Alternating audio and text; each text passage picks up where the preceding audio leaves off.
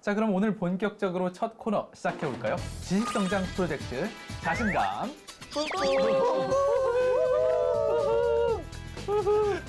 네, 할 때마다 되게 오글오글하고 소름 돋긴 하는데요. 그래도 어느 정도 잘 되고 있는 것 같아요. 네, 좋습니다. 네, 자연스님의 신나고 감이 오는 불교 자신감 첫 번째 코너는요, 자신감 뿜뿜 시간입니다.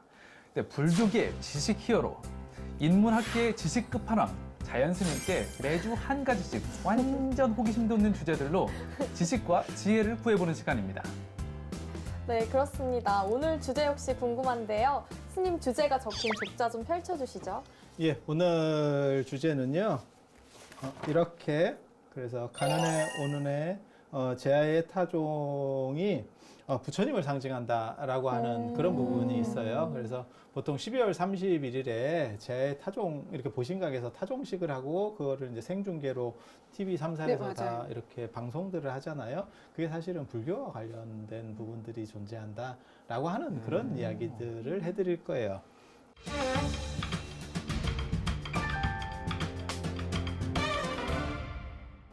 먼저 종이라고 하는 거에 대해서 기본적으로 알아두셔야 되는데요. 예전에 이 종이라고 하는 거는 다 제왕적인 부분이에요. 그러니까는 황제가 관리할 수 있고, 종하고 북은 다 마찬가지입니다. 그게, 예전에는 전쟁 때 그런 종하고 북을 썼었어요. 그래서, 이제 종을 치면 퇴각한다. 그 다음에 북을 치면 전진한다. 이런 신호용구에서 출발했다고 보시면 돼요. 물론 악기적인 부분도 있지만, 그러니까 음악 연주할 때 그런 악기적인 부분도 있지만, 실제로 전쟁터에 나가면 뭔가 소리로 이렇게 할 수가 없어요. 우리가 사극 영화나 이런 거, 안 그러면 전쟁 영화를 보면 마치 장군이 다 소리를 지르면 다 들릴 것 같지만, 불과 몇백 명만 전쟁을 벌려도 소리는 하나도 안 들려요. 네. 그렇지 않을까요? 그럴 것 같아요. 아니 부하가 한 5천 명끼리 싸우면 가능하긴 하지만 10,000명끼리 싸우면 불가능하죠. 아니 5천 명도 소리가 들릴 수 없어요. 그냥 가만히 있어도 들릴까 말까 한 정도 상황인데 죽자고 막 싸우고 있잖아요, 서로 간에. 그래서 절대 소리 안 들립니다. 그런 상황에서 뭐 어떻게 신호를 보낼 것이냐에 대한 부분들이 존재하게 되고, 그래서 뭐 깃발 신호를 보낸다는 둥, 뭐 산 위에서 보낸다. 근데 다 필요 없고요. 왜냐하면 그런 지역에서 잘 안 싸우고 대부분 평지에서 싸웁니다. 그러다 보니까 이제 소리를 통해서 그렇게 해서 이제 빨리 퇴각해서 물러날 때는 종을 치고, 그 다음에 전진할 때는 북을 치고, 그 다음에 나름 그 안에서 룰들을 정해놓는 거예요. 그래서 어떻게 움직여라라고 하는 거를 했을 때 편하죠. 그래서 북과 종이라고 하는 거는 황제의 권위, 제왕의 권위라는 거를 가지게 되고요. 그게 이제 불교로 들어오게 되는 이유는 원래 중국으로 처음 들어온 전도사, 이 전도사가 원래 불교 용어거든요. 그래서 처음 들어오는 인도의 스님들이 어디 살았냐면 영빈관에 살아요. 맨 처음에는 외국 사신 비슷하게 대우를 받아서 영빈관에 살았다고, 그걸 이제 홍롯이라고 하는 데인데요. 거기를 우리 선배들이 눌러 앉습니다. 홍롯이라는 곳이요? 홍롯이라고 하는, 낙양의 홍롯이라고 하는 데에 살게 되거든요. 거기에 눌러 앉아요. 그래서 거기를 백마사로 나중에 절로다가 바꾸는 문제가 벌어져요. 홍롯이라고 하면 지금 중국 말씀하고 계시는 거예요? 아, 네. 아직 우리나라로 오기 전이군요. 거기서 시작되는 거예요. 그래서 지금 절 안에도 종하고 북을 치는 그런 문화들이 있고요. 그리고 이게 왕조국가 시대 때는 어떤 식으로 벌어지는 거냐면, 성문을 열고 닫을 때 성 안에 사람들을 인이라고 하고 성 밖에 사람들을 예전에 민이라고 해요. 아웃 아니고 인, 민초. 아웃. 그렇죠. 그러니까 안에 사는 사람들은 좀 괜찮은 사람들, 밖에 사는 사람들은 조금 이제 살기 힘든 사람들. 사실 저희 어렸을 때도 그런 얘기들이 있었어요. 그래서 서울 안에 서울에 좀 오래 사신 분들은 아실 건데, 사대문 안에 살아야 서울 사람이다, 이런 얘기들이 있었어요. 그걸 맞아요가 나와요? 저 집이 양재이지만 직장은 사대문 안에 있어요. 아니, 근데 그런 얘기들이 사람이에요. 80년대 중반부터 무너지기 시작했거든요. 왜냐하면 강남이 본격적으로 개발되기 시작하면서 올림픽, 그 다음에 88 올림픽, 벌써 옛날 얘기죠. 뭐 그때부터 강남이 개발되기 시작하면서 경제력이 확 살아나니까 강북이 오히려 이제 밀리게 되는 거죠. 그래서 어디가 서울 사람이다라고 하는 개념 자체가 모호해지고, 지금은 오히려 강남 쪽에 살아야 서울 사람이다라고 하는 말이 나올 정도까지 역전되는 거죠. 그래서 그런 성문이라고 하는 거를 닫고 열고 할 때, 이제 아침에는 종하고 북을 치고 저녁에도 종하고 북을 쳐요. 단지 횟수를 약간 달리해서 우리나라는 지금 현재는 그런 거는 안 합니다. 그런데 중국 같은 경우는 아직도 종하고 북을 치는 그런 약간 이벤트성으로 우리가 뭐 경복궁 같은 데서 수문장 교대식, 창덕궁 뭐 이런 데서 이렇게 하듯이 하는 경우들도 있어요.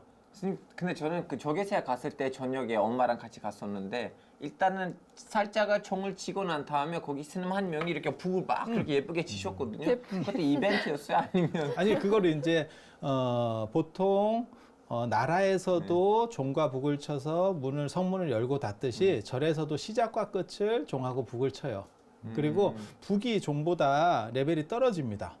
종이 훨씬 더 좋은 거예요. 이유가 뭘까요? 일단 돈이 많이 들죠, 만들려면. 아니 세련 만들고 나무로 만들고. 소리가 울려서. 아니 예전에는 쇠붙이는 전부 아주 고가예요. 그러니까는 이건 나무하고 가죽을 쓰는 거고 이거는 쇠붙이라고 하는 금속을 쓰는 거기 때문에 그래서 종이 당연히 이제 큰 단가가 가격과 높은. 그렇죠. 그러면 비교가 안 되는 거 있어요. 정확하게 말하면 비교할 수 없는. 조선시대만 해도 구리반지를 끼고 그랬었어요. 그러니까 금은 반지가 아니고 구리반지를 끼는 정도니까 그 구리가 얼마나 많겠어요. 종 생각을 한번 해보세요. 그래서 그런 부분도 있고 그다음에 만들기도 어려워요. 주물이라고 하는 게 고온을 금속을 녹여가지고 한 번에 부어 넣어야 되거든요. 그건 굉장히 어려운 기술입니다. 그래서 조금만 잘못되면 다시 처음부터 다시 틀부터 만드는 것 같이. 그래서 그런 부분들이 있기 때문에 종이 단가가 굉장히 높고 그래서 큰 종을 가졌다고 하는 거는 대단한 권위랑 관련이 돼요. 그래서 하루가 시작한다. 그 다음에 시간을 내가 조절할 수 있다. 시간의 판단자, 안 그러면 시간에 대한, 저번에 동지 얘기할 때 달력 나눠주는 것도 마찬가지거든요. 그래서 그건 1년의 시간이라고 하는 거를 기준할 수 있는 사람, 그 다음에 하루의 시간을 기준할 수 있는 사람, 그거는 제왕들이에요. 그리고 사찰에서도 그런 식의 행동들을 합니다. 왜냐하면 군주하고 그러니까 왕하고 부처님은 같은 동급 레벨이에요. 실제로는 황제하고 부처님이 같은 레벨이에요. 그래서 같은 골드 칼라를 쓰죠. 부처님도 그렇죠. 황제도 골드 칼라 이렇게 딱 단청도 하고 뭐 이렇게 여러 가지가 있어요. 그래서 절에서는 12월 31일에 원래 새로운 한 해를 부처님과 같이 연다라는 의미에서 종치는 문화가 있었어요. 그런 원래 부분들이 오전과 오후에 항상 종을 치잖아요. 이제 예. 뭐 새벽 예불 하기 전이었나요? 예, 그리고 맞습니다.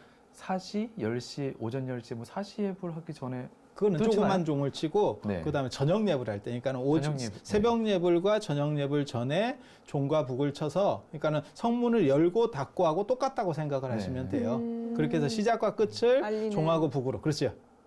예전에는 시계가 없어서 그래요. 지금은 시계가 워낙 흔하고 그다음에 핸드폰에 전부 뭐 알람이 뭐 몇십 개씩도 들어가는 시절이니까 별게 없는데 예전에는 시계가 없으니까 사람들이 그렇게 큰 신호를 주지 않으면 알 수가 없어요. 이제 서로 핸드폰에다가 간에. 시계 소리를 그냥 총으로 하면 돼요. 알람처럼 종으로. 땡. 그러다가 이제 인생 종치는 그 얘기가 실제로 있는 얘기예요. 인생 인생 종친다는 종친다라는 게 표현이요?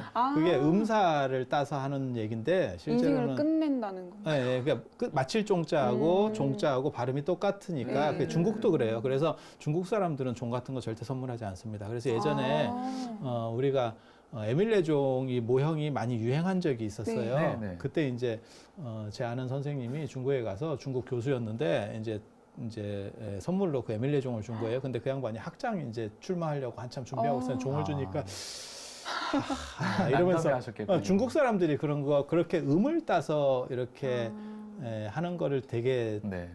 더 많이 해요. 우리보다. 우리도 신경을 그런 많이 부분들이 좀 쓰시는구나. 있거든요. 대표적인 게 이제 뭐 사자. 돼지 꿈꾸면 돈 네, 들어온다. 사자 아유, 피하고 네. 네. 그런 것들. 그게 이제 돼지가 한문으로 돈이니까 나타나는 건데 중국 사람들은 이제 팔자 많이 들어가면 되게 좋다. 그게 네. 필발자하고 똑같아요. 그래서 발전한다.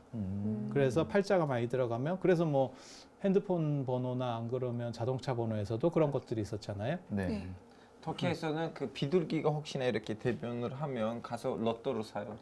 비둘기똥을 한국도 새똥 맞으면요? 맞으면 네. 운 좋다라는 말 있지 않아요? 왜냐하면 진짜요? 그렇게 처음 수많은 비율 들어봤네요. 중에서 네. 내 머리 나도 그냥 기분 나쁠 것 같은데요. 재수가 없는 거지. 그러니까 되게 희박한 확률이니까 맞으면은 재수가 있는 거다. 그래서 저 옛날에 시험 볼 때 새똥 맞고 합격했거든요.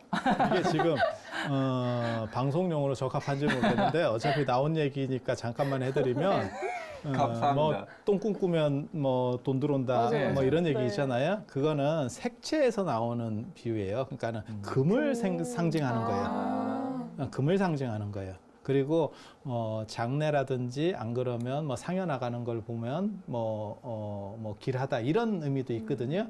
그거는 꿈에 뭐 시체를 본다거나 무슨 뭐 이런 걸 보면 길하다라고 하는 것도 있는데 그때는 먹을 복이 생긴다라고 하는 의미예요. 그런 행사들이 있으면 먹을 게 예전에 먹을 게 없었으니까 얼마나 먹을 게 없었으면 네. 먹을 게 없었으면 식사하셨습니까가 인사였겠어요. 그런 상황에서 그런 행사들이 있으면 그건 식복이라고 하는 거고 지금은 이제 살복이 되는 거예요. 아, 살만 찌는 거죠. 그래서 별로 좋은 건 아니고 예전에는 뭐 그런 게 좋은 거였으니까요.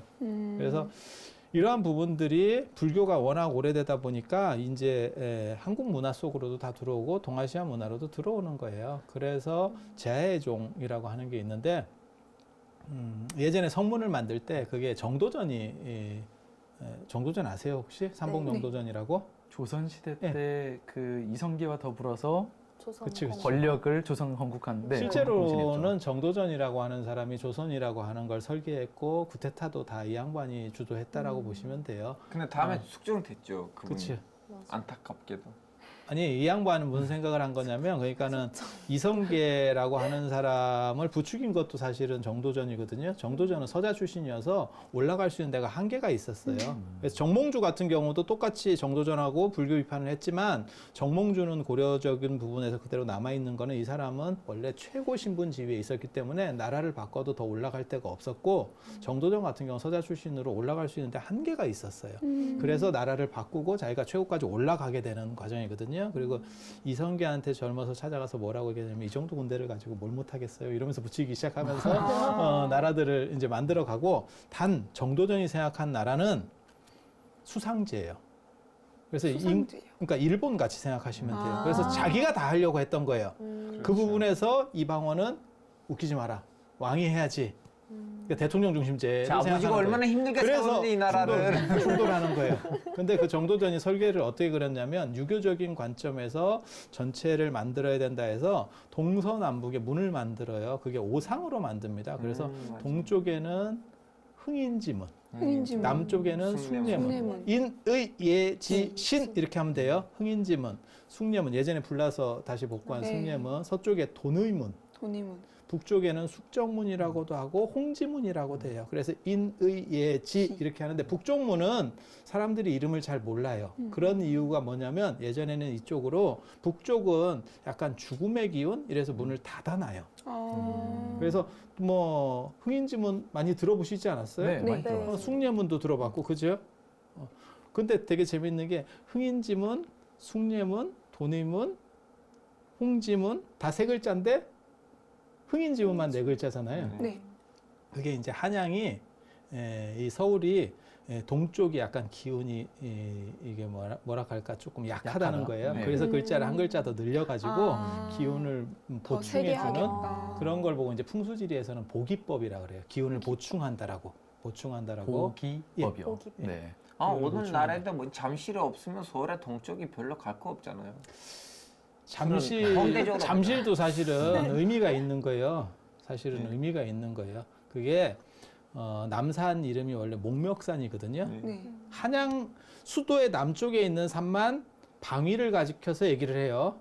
그래서 경주 남산, 서울 남산이 있는 거예요. 네. 방위 가지고 얘기를 하면 구분할 수가 없어요. 이쪽에선 남쪽이고 저쪽에선 북쪽이니까. 그렇죠. 네. 그래서 임금 중심일 때만 얘기를 해요. 그래서 음. 개경에도 그게 나타나요. 개성에도. 개성에서는 서산, 우리가 서산대사 할 때 그 묘향산이에요. 개성의 서쪽에 있다 서산이에요. 그래서 그런 의미들이 있는데 잠실의 봉우리 이름이 예전에 잠두봉이에요. 원래 이름은 잠두봉. 목멱산이고 잠두봉이에요. 누의 대가리, 잠두. 누에 뭐 잠자를 써서 예. 누에의 머리. 네. 아니 머리라고 안 해도 돼요. 이거는 곤충이니까 대가리, 대가리. 뭐 맞을 거예요. 그거는 뭐 비속어가 아니에요. 물이 됐어요. 짐승은 아가리 뭐 이런 거 맞잖아요. 맞아요. 네. 그게 뭐 사전에 보면 표준어잖아요. 들어가 있죠. 네, 표준어잖아요. 사람은 치아, 머리. 치아. 네. 짐승은 이빨. 뭐 그게 뭐 그렇게 이상한. 그럼 누의 머리님 이렇게 할까요? 그건 좀 이상하죠. 네. 아무튼 그 남산이 기운이 좀 약해요. 그래서 그 누에머리 기운이 비치는 데다가 뽕나무를 심은 거예요. 그게 뽕나무 장자를 써서 잠실이에요. 근데 사실 80년대 이게 강남이 개발되면서 이쪽이 뜨기 전까지는 사실은 거기 우리 어렸을 때만 해도 거기 잠긴다 그래서 잠실이라고 했었어요. 비만 오면 잠겼어요. 그 동네가. 지형이 더 낮아서 그런 거예요? 그 동네가 원래는 그렇게 이렇게 정상적인 사람들이 살기가 좀 쉽지 않은 동네였었어요. 많이 상습 침수 지역이에요. 근데 저희가 지금 원래는 이제 그 종을 치는 거 종으로 가고 있어요. 불교 종으로 가고 있어요. 네, 종으로 상관관계. 가고 네 개를 있는데 설명했잖아요. 지금 네 개 다섯 이제 번째로 가고 갑니다. 네, 그 네. 중간에 인, 예지, 신 신. 중에서 신이 있는데 그게 보신각이에요. 보신각, 네, 제야의 그게 종 보신각. 치는 거 그렇죠, 맞죠? 그렇죠. 지금 보와 신이 무슨 뜻이라고 하셨어요? 방금 전에 말씀하실 때? 보, 신이? 그러니까 인, 의, 예, 지, 신 네. 여기서 신자를 넣은 거예요. 이 그래서 신이 무슨 흥인. 신자죠 혹시? 인, 그러니까 믿을 신. 믿을 신. 네, 그걸 오상이라고 유교에서는 하는 거고 네. 그 5가지에 맞춰서 국가를 그러니까는 수도를 배치하는 거예요. 그래서 믿음을 넓게, 믿음은 넓게 그렇게 이렇게. 보신각의 보도 흥인이라고 하는 거는 흥인이라고 하는 거는 어짐, 인, 공자, 인이라고 하는 걸 크게 일으키고, 얘는 숭상하고. 숭례, 예, 숭상하고. 그런 식으로 네. 가는 거예요. 그런 식으로. 그래서 한 글자씩 더 붙여서 이렇게 가는 거고, 원래 이 종친다고 하는 거는 수도가 정해진 이상은 성문을 열고 닫았을 거니까 조선 초기부터 있었던 거예요. 그런데 임진왜란 겪고 이러면서 다 이제 파손이 무너지게 되고. 되고, 나중에 이제 경복궁 재건하고 하면서 보신각도 다시 고종 때 만들어지는 거예요. 1895년에. 그런데 이 종을 어디서 가지고 오는 거냐면 지금 원래는 그게 저 정릉사라고 하는 태조 그러니까는 이성계 신덕왕후라고 하는 부인이 있어요. 이성계가 굉장히 예뻐한. 그래서 먼저 죽었을 때 앞쪽에서 무덤을 이렇게 볼 수 있게 했는데 이방원은 되게 싫어했거든요. 이거는 이제 어머니끼리의 갈등 뭐 이런 네. 것들이에요. 그래서 되게 싫어해서 이제 무덤을 옮겨버리거든요. 그리고 나중에 그쪽은 관리가 안 돼서 폐사가 되고 그 종이 어디로 가는 거냐면 보신각으로. 아직 보신각으로 가기 전에 저기 탑골공원이 있어요. 지금 맞아. 답공을 공원으로 가요. 인사동에 탑골공원 네. 거기가 원각사라고 하는 절이 있어요. 거기도 이제 스토리가 굉장히 많거든요. 그게 세조가 세조 시절에 지금은 사라진 양주 회암사라고 이성계가 묵었던 절이 있어요. 은퇴하고 묵었던 아주 조선 중기까지 최고의 사찰입니다. 그 사찰에서 효령대군이 세종의 형인 효령대군이 출가해서 거기서 부처님 사리를 모시고 사리 친견 법회를 해요. 그리고 그때 원각경이라고 하는 경전을 강의했는데 사리가 늘어납니다. 막 늘어나는 이적이 있어요. 그러니까 세상에 그런 일이 있을 수 있어요. 그러니까 세조가 임금이었는데 그래서 그 사리를 그럼 가지고 오세요. 그렇게 해서 자기 숙부한테 이제 가지고 오세요. 백부지, 정확하게 말하면 백부지. 그래서 쭉 가지고 오게 해가지고 왕실에서 기도를 했더니 또 사리가 늘어나는 거예요. 그래서 그걸 기념해서 원각사라고 하는 절을 창건하는 거예요. 그게 원각사고 그 원각사가 있어서 나중에 그 사찰이 이제 연산군 때 폐사가 되는데 그걸 그 동네를 이제 대사골이라고 한 거고 실학의 백탑파도 그 동네에서 다 움직이는 거예요. 그 큰 탑이 있어서. 근데 조선은 보통 불교를 탄압하지 않았나요? 이건 아직 조선 초기 그래서 때인가요? 거기는 초기니까. 술집으로도 네. 쓰이기도 했잖아요. 예전에는. 원각사가 나중에 원각사 때인가요? 답골 공원. 아니요. 원각사가 나중에 이제 폐사되면서 나타나는 문제들이 있었던 거고, 그게 이제 그 동네가 부인방이라고 하는 아전들이 사는 게 있어요. 그래서 지금도 대사골 부인방을 합쳐서 인사동 이렇게 하는 거예요.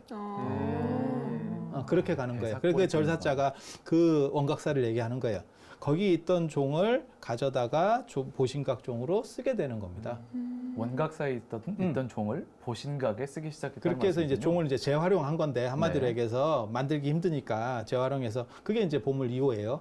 그렇게 해서 재활용을 해서 치고 있었는데 1980년대가 되면서 기독교인들이 살살살 무슨 말을 하냐면 왜 불교 종을 제아의 종을 자꾸 치느냐 라고 하는 얘기들이 있어요. 그리고 문화재를 보호해야 된다. 뭐 이런 식의 명분들을 해서 종을 새로 만듭니다.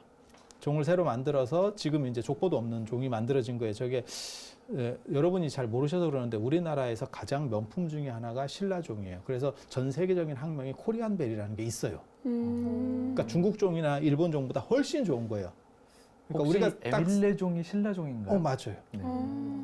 그러니까 우리가 딱 생각할 때는 언뜻 보기에는 뭐 고려부라, 고려청자, 뭐 나전칠기 이런 것들은 다 알아주잖아요. 네. 그런데 그거 말고도 이 신라종이 전 세계 최고의 명품이에요. 최고 명품이에요. 그러니까 에밀레종을 생각해 보세요. 그 성덕대왕 신종인데 1300년 동안 쳤는데도 불구하고 지금까지도 그대로 유지가 되고 있고 지금도 쳐도 아무 문제가 없어요. 얼마나 잘 만들었으면. 미국의 독립기념종 같은 경우 있잖아요. 몇 번 안 치고 바로 다시 박물관으로 해야 들어갔어요. 되는. 네. 깨졌어. 깨지죠. 네. 네. 깨졌어요. 그래서 이 종에 대한 것들도 뭐 재밌는 게 있는데 그렇게 해서 일단 이 원각사 종은 박물관으로 용산박물관으로 나중에 용산박물관까지 넘어가는 거고 국립중앙박물관으로 넘어가는 거고 그리고 거기에다가 사람들 성금을 모아가지고 이제 새로운 종을 만드는 거예요. 아주 제가 보기에는 저같이 문화재 전문가들이 볼 때는 이건 뭐 족보도 없고 그러니까 지금 혜림 씨가 입고 온 개량 한복하고 비슷한 거죠. 한복으로 보기도 그렇고 이거는 현대 일반 옷으로 현대 보기도 옷으로 그렇고 보기도 이게 어려워. 뭔지를 잘 모르겠는 개량 한복 말고 개량 한복 같은 느낌. 개량이 막 너무 돼가지고 언뜻 보면 종인데 이건 네, 종도 맞아요. 아니고 종이 아닌 것도 아니고 그래서 그런 식으로 바뀌었는데 되게 재밌는 거는 자정에 이렇게 종들을 쳐서 새해를 알린다는 게 불교적 풍습이고 거기서 나오는 33번 치잖아요. 네. 그게 부처님을 상징하는 거예요. 아 그래요? 그래서 인도 불교에서 그다음에 나중에 이제 사원 배치나 가람 배치 구조에서 부처님을 어디다 모신다고 생각하냐면 도리천이라고 하는 그 부분에 계시면서 신성을 유지하고 있다. 그러니까 아주 이렇게 깨달음을 얻은 신력이 있는 그런 식 개념들이 존재하거든요. 그건 또 얘기하면 많이 복잡해요. 아니 왜냐하면 스님 우리나라에서도 신의 이름을 우리가 목주를 했을 때 33번, 34번씩 하거든요. 33번씩. 예, 33번씩 하는데 지금 또 이렇게 제할 33개 정도 나오니까 좀 신기하네요. 인도에서는 인도 신화에 보면 제석천이라고 하는 신이 인도는 이중 신화 구조거든요. 그러니까는 한 명은 창조주가 있고 그러니까 브라흐만이라고 하는 창조주가 있고 이걸 범천이라 그래요 불교에서는. 그다음에 인드라 신 이는 어떻게 보면 하신. 신들의 왕이에요. 네. 이게 제석천. 그러니까 그리스 로마 신화 구조하고 똑같다고 보시면 돼요. 크로노스가 있고 그다음에 제우스가 있고 이렇게 생각을 하시면 돼요. 그래서 이 제우스에 해당하는 게 제석천이거든요. 실제로 신화 구조도 굉장히 비슷해요. 같은 아리안족 신화 구조라서. 그래서 그 제석천이 좌우에 16명들의 신들을 거느린대요. 그래서 합치면 16 나까지 예. 33이에요. 33. 그래서 그 33이라는 표현이 돌이라고 하는 뜻이에요. 그래서 도리천이라 그래요. 그 제석천이 있는 곳을 부처님께서 도리가 그곳에 33 이게 어떻게 연결을 해야 되는 거죠? 도리가 뭐 인도말이 마땅히 그런 인도말이 건가요? 아니 아. 그냥 인도 발음이 그렇다는 거예요. 아. 33에 대한 인도 발음이 도리예요. 근데 이게 나중에 그래서 우리 어렸을 때만 하더라도 뭐가 있었냐면 약간 이게 조금 안 좋은 말일 수도 있는데 뭐 올인한다 도박할 때 안 예. 그러면 배팅할 때. 일본식 표현을 쓰면 아도친다 이런 표현들이 우리 어렸을 때는 뭐라고 그러냐면 도리한다라고 썼었어요. 도리면 다라는 뜻이에요. 아. 다라고 하는 뜻인데 그게 언제 없어지냐면 일본어를 순화할 때 도리가 일본말로 새거든요. 고도리 다섯 맞아요. 마리 새 이렇게 되는 거잖아요. 그래서 그게 고돌이 맞아요. 새 5마리 몰라요? 잘 알죠. 여기서 지금 다 거스톱 모른 척 하는 거니까 공산의 3마리 자랑스러운 한국의 전통 공산의 민화가 세 그려져 마리. 있는. 네. 그 다음에 양쪽에 2마리 해가지고 그래 5점 아니요. 사실 저는 잘 모르긴 얼굴은 하는데. 타짜같이 생겼는데 모르는 점. 스님 저랑 얘기하세요. 제가 이런 거 알아요. 저랑 얘기하세요. 그렇게 해서 그게 일본어 순화 과정에서 일본말인 줄 알고 없어진 거예요. 근데 그 인도말이에요. 인도말. 일본 말이죠. 그래서 여기에서 도리는 인도말이었다. 인도말. 네. 그러니까 발음이 똑같은 일본말도 있었던 거죠. 네. 그래서 우리가 막 극단적으로 막 순화시키는 그런 부분이 있었거든요. 그러니까 일본에 대해서 별로 감정이 안 좋을 때. 그래서 그런 쪽으로 사라지게 되는 그 도리천이 33이기 때문에 그래서 절에서 종을 칠 때 아침에 33번, 저녁에 28번을 쳐요. 28번은 어떤? 28번은 28숙이라 그래서 별자리가 28개. 그래서 밤에 모든 공간적으로 부처님의 가르침이 퍼져나간다라고 하는 식으로 해서 이렇게 다 수렴한다라고 하는 의미가 있는 거고 전 우주에 있는 것들을 다 수렴하고 부처님의 가르침이 거기까지 미친다라고 하는 그런 의미가 있는 거고 아침에 33은 부처님을 그 제석천이 있는 데다가 그러니까 도리천에 모시는 이유가 부처님이 당신 어머니를 위해서 거기가 설법하신다는 대목도 있고 화엄경에 보면 그 도리천에 가셔서 이제 설법하시는 대목이 있어요. 그래서 부처님을 그 도리천에 모시는 법식이 있고 그게 수미산 꼭대기라서 부처님의 좌대를 수미좌라 그래요. 수미단이라고도 하고. 그래서 부처님을 찬탄한다는 의미에서 33천에 계시는 부처님을 찬탄한다는 의미에서 그래서 33번을 치는 거예요. 그래서 지금 기독교인들이나 이런 사람들이 비판하면서 이건 한 종교에 치우친 게 아니냐. 그래서 종을 바꾸긴 바꿨지만 33번 치는 것도 사실은 불교적인 거고 그 다음에 이 종을 쳐서 새로운 한 해를 알리는 것도 불교적인 거예요. 그래서 불교적인 자취들이 아직까지 남아있는 거예요. 그래서 우리가 제하의 종을 들을 때 무슨 생각을 하면서 들어야 되냐면 아 이게 부처님의 가르침이 널리 퍼지는 거를 국가적으로 축복해주고 있구나 이런 생각을 해야 돼. 그냥 나와서 기관장들이 치는갑다 이러고 종 치면 갑자기 폭죽이 터지면서 남녀가 뽀뽀를 하고 이런 거하고 약간 달라. 의미적으로. 네, 잘 알겠습니다.